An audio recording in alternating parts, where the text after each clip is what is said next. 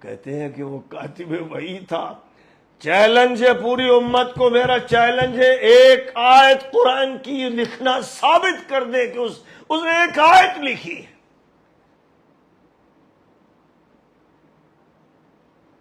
صحیح روایات سے یہ ثابت ہے کہ فتح مکہ کے بعد وہ اور اس کا باپ اسلام لایا، وہ ظاہری اسلام تھا، اور باپ نے یہ کہا حضور پاک علیہ السلام سے کہ مسلمان ہمیں اچھوت سمجھتے ہیں، شودر سمجھتے ہیں، کوئی پاس بیٹھتا نہیں، کوئی ملتا نہیں، ہم آتے ہیں تو اٹھ کے چلے جاتے ہیں، ہم لوگوں کو اچھوت بنا رکھا ہے، لہذا کرم فرما دیجئے، کوئی کام دے دیجئے میرے بیٹے کو، اس کو کچھ لکھنا آتا ہے. تو حضور نے فرمایا ٹھیک ہے، کوئی ضرورت پڑی تو میں کچھ لکھوا لوں گا. اب یہ خبیث جھوٹے مکار فراڈی مولوی کہتے ہو کاتب وحی تھا، وہاں وحی تو نازل ہونا ہی بند ہو گئی تھی، وحی کی تو کوئی آیت باقی تھی ہی نہیں جس کو اس کے لکھنے کی ضرورت پڑتی. حضور نے تو اس کو 100 اونٹ دیے تھے کہ اس اونٹ چراتا چراتا یہ مر جائے، اس کا شر ہم سے دور رہے. تو جب یہ ہوا کہ چلو کچھ لکھوا لیا جائے گا، تو عبداللہ ابن عباس کو ایک موقع پر بھیجا.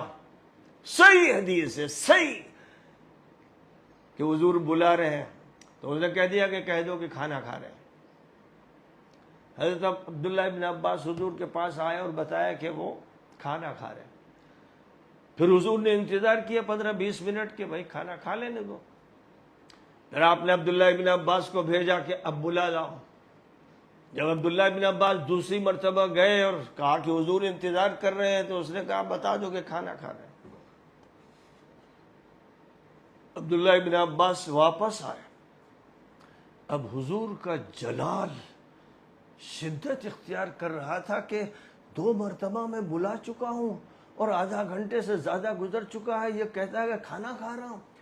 پھر حضور نے انتظار کیا 15-20 منٹ اور پھر بھیجا. جب تقریباً 1 گھنٹہ ہو چکا تھا تو عبداللہ ابن عباس تیسری مرتبہ پہنچے اور پھر جواب ملا کہ کھانا کھا رہا ہوں.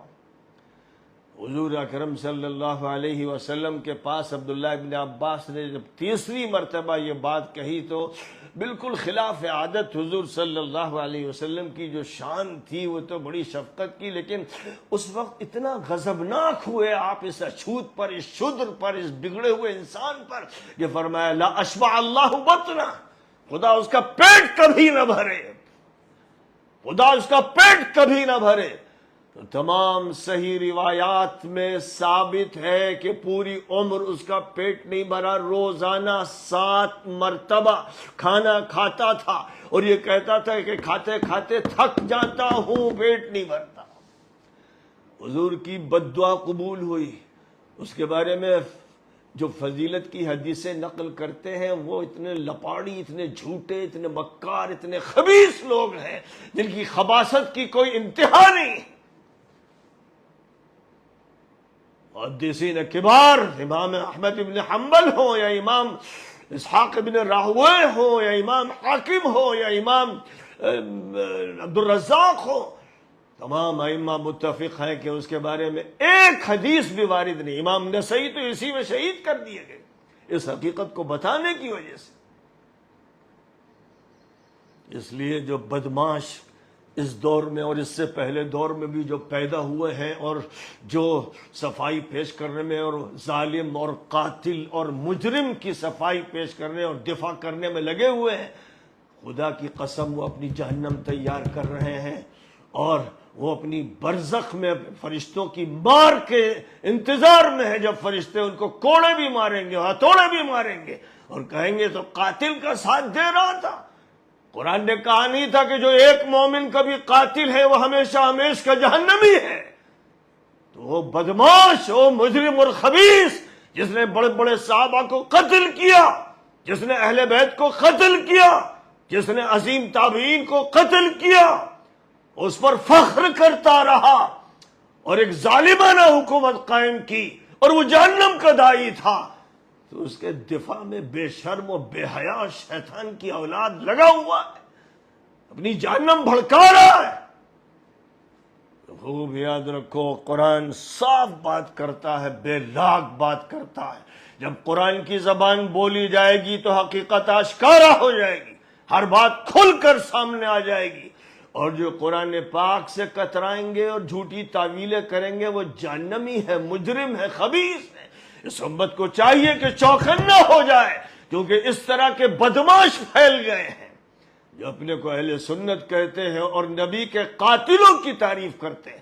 نبی نے فرمایا تھا کہ جو علی سے جدا وہ مجھ سے جدا، جو علی سے جنگ کرے گا وہ مجھ سے کرے گا، جو علی کو گالی دے گا مجھے دے گا۔ ممبروں پر 60 سال جن بدماشوں نے حضرت علی ابن ابی طالب کو گالیاں دی، ان کے جہنمی ہونے میں کوئی شک نہیں۔ وہ نبی کو گالی دیتے تھے، انہوں نے نبی سے جنگ کی، اور نبی نے فرما دیا تھا جو علی سے بغض رکھے گا وہ منافق ہے۔ نبی نے اعلان کر دیا تھا کہ پہچان لینا کہ علی سے الگ کون ہے، وہ منافق ہوگا۔ یہ ہے وہ حقائق جو قرآن بیان کر رہا ہے۔ اب قرآن کو بھی کوئی نہ مانے، ڈھیٹ ہو، بدماش ہو، ضدی ہو، شیطان اس کا استاد ہو، وہ ابلیس کا شاگرد ہو، تو اس کا کوئی علاج نہیں ہے، وہ اللہ ہی علاج کرے گا۔ بہرحال آج کے درس میں قتل خطا اور قتل عمد، عمد کہتے جان بوجھ کر قتل کرنا، اس کا ذکر ہے۔ اور میں نے بتایا کہ ابو بکر صدیق نے صحابہ کو قتل کیا، بے شمار صحابہ کو قتل کیا، کیونکہ وہ باغی ہو گئے تھے۔ علی نے قتل کیا ان کو جو باغی تھے، اور جو باغی تھے انہوں نے صحابہ کو قتل کیا، تابعین کو، اہل بیت کو، کیونکہ وہ ظالم اور جہنم کے داعی تھے، اور یہ بھی نبی نے بیان فرمایا ہے۔ تو اب نبی کی باتوں کو نبی کے منہ پہ مارا جائے؟